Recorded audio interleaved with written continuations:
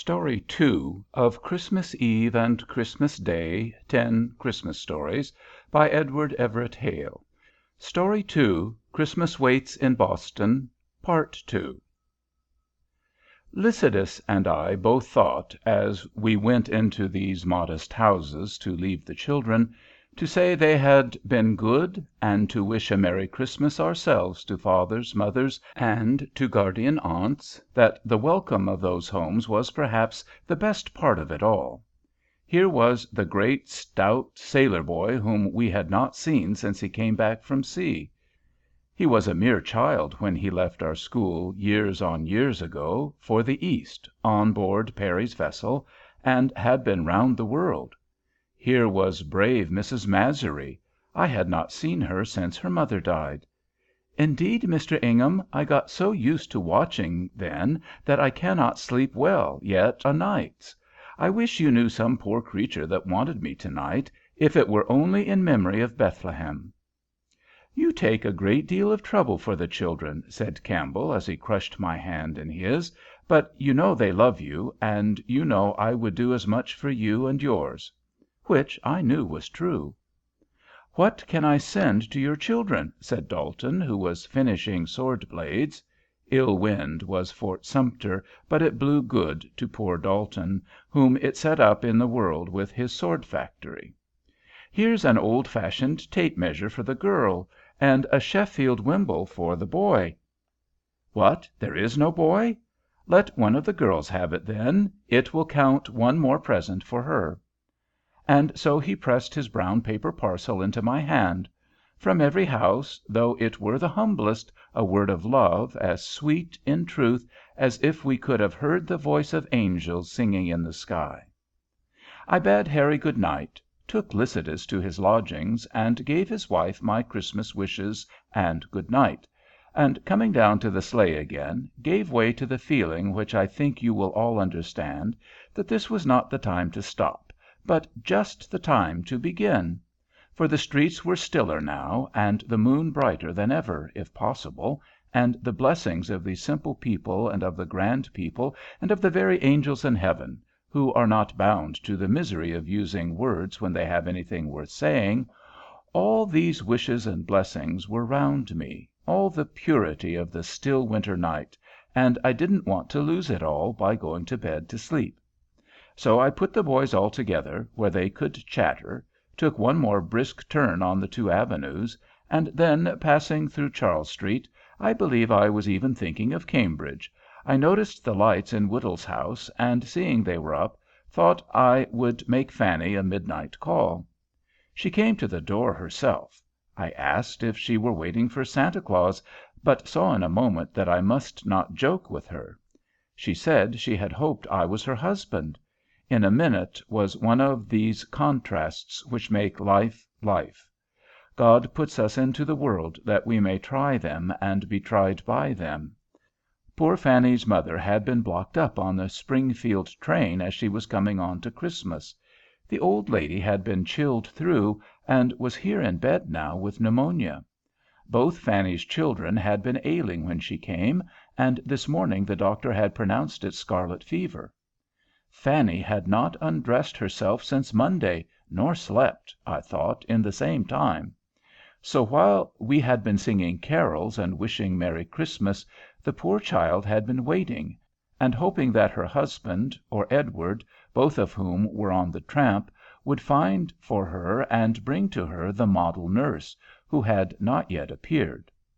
But at midnight this unknown sister had not arrived, nor had either of the men returned. When I rang, Fanny had hoped I was one of them. Professional paragons, dear reader, are shy of scarlet fever. I told the poor child that it was better as it was.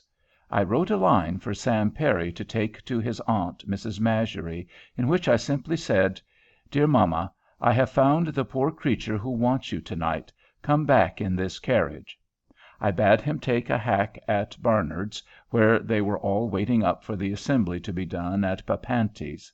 I sent him over to Albany Street, and really as I sat there trying to soothe Fanny, it seemed to me less time than it has taken me to dictate this little story about her, before Mrs. Masury rang gently, and I left them, having made Fanny promise that she would consecrate the day, which at that moment was born, by trusting God, by going to bed and going to sleep, knowing that her children were in much better hands than hers.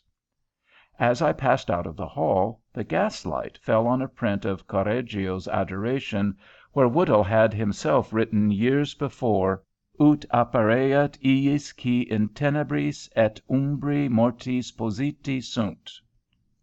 Darkness and the shadow of death, indeed, and what light like the light and comfort such a woman as my Mary Masury brings?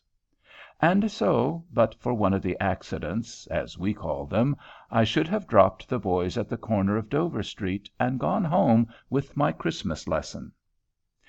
But it happened, as we irreverently say, it happened as we crossed Park Square, so called from its being an irregular pentagon of which one of the sides has been taken away, that I recognized a tall man, plodding across in the snow, head down, round-shouldered, stooping forward in walking, with his right shoulder higher than his left; and by these tokens I knew Tom Coram, prince among Boston princes.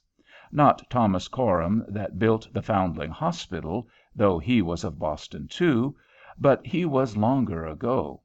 You must look for him in Addison's contribution to a supplement to the Spectator, the old Spectator, I mean, not the Thursday Spectator, which is more recent.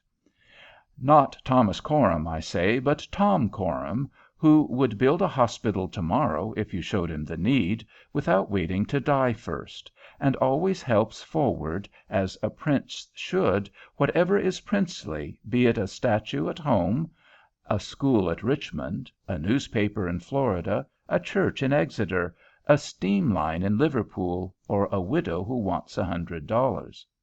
I wished him a Merry Christmas, and Mr. Howland, by a fine instinct, drew up the horses as I spoke. Coram shook hands, and as it seldom happens that I have an empty carriage while he is on foot, I asked him if I might not see him home. He was glad to get in. We wrapped him up with spoils of the bear, the fox, and the bison, turned the horses' heads again, 5 hours now since they started on this entangled errand of theirs, and gave him his ride. "I was thinking of you at the moment," said Coram, "thinking of old college times, of the mystery of language as unfolded by the Abbé Faria to Edmond Dantes in the depths of the Château d'If. I was wondering if you could teach me Japanese, if I asked you to a Christmas dinner." I laughed. Japan was really a novelty then, and I asked him since when he had been in correspondence with the sealed country. It seemed that their house at Shanghai had just sent across there their agents for establishing the first house in Edomo, in Japan, under the new treaty. Everything looked promising, and the beginnings were made for the branch which has since become Dot and Trevelyan there.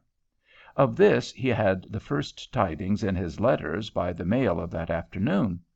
John Coram, his brother, had written to him, and had said that he enclosed for his amusement the Japanese bill of particulars, as it had been drawn out, on which they had founded their orders for the first assorted cargo ever to be sent from America to Edomo. Bill of particulars there was, stretching down the long tissue paper in exquisite chirography, but by some freak of the total depravity of things the translated order for the assorted cargo was not there. John Coram, in his care to fold up the Japanese writing nicely, had left on his own desk at Shanghai the more intelligible English. "And so I must wait," said Tom philosophically, "till the next East India mail for my orders, certain that 7 English houses have had less enthusiastic and philological correspondence than my brother." I said I did not see that I could not teach him to speak the Taglian dialects so well that he could read them with facility before Saturday, But I could do a good deal better. Did he remember writing a note to old Jack Percival for me 5 years ago? No, he remembered no such thing. He knew Jack Percival, but never wrote a note to him in his life. Did he remember giving me $50 because I had taken a delicate boy, whom I was going to send to sea, and I was not quite satisfied with the government outfit? No, he did not remember that, which was not strange, for that was a thing he was doing every day. Well, I don't care how much you remember, but the boy about whom you wrote to Jack Percival, for whose mother's ease of mind you provided the $500, is back again, strong, straight, and well. What is more to the point, he had the whole charge of Perry's commissariat on shore at Yokohama, was honorably discharged out there, reads Japanese better than you read English, and if it will help you at all, he shall be here at your house at breakfast. For as I spoke we stopped at Coram's door. Ingham, said Coram, if you were not a parson, I should say you were romancing. My child, said I sometimes write a parable for the Atlantic, but the words of my lips are verity, as all those of the Sandemanians. Go to bed. Do not even dream of the Taglian dialects. Be sure that the Japanese interpreter will breakfast with you, and the next time you are in a scrape, send for the nearest minister. George, tell your brother Ezra that Mr. Coram wishes him to breakfast here to-morrow morning at 8 o'clock. Don't forget the number, Pemberton Square, you know. Yes, sir, said George, and Thomas Coram laughed, said Merry Christmas, and we parted. It was time we were all in bed, especially these boys. But glad enough am I as I write these words that the meeting of Coram set us back that dropped stitch in our night's journey. There was one more delay. We were sweeping by the old State House, the boys singing again, "Carol, carol, Christians," as we dashed along the still streets, when I caught sight of Adams Todd, and he recognized me. He had heard us singing when we were at the Advertiser office. Todd is an old fellow apprentice of mine, and he is now, or rather was that night, chief pressman at the Argus office. I like the Argus people. It was there that I was South American editor, now many years ago, and they befriend me to this hour. Todd hailed me, and once more I stopped. What sent you out from your warm steam boiler? Steam boiler, indeed, said Todd. 2 rivets loose, steam room full of steam, police frightened, neighborhood in a row, and we had to put out the fire. She would have run a week without hurting a fly, only a little puff in the street sometimes. But there we are, Ingham. We shall lose the early mail as it stands. 78 tokens to be worked now. They always talked largely of their edition at the Argus. Saw it with many eyes, perhaps, but this time, I am sure, Todd spoke true. I caught his idea at once.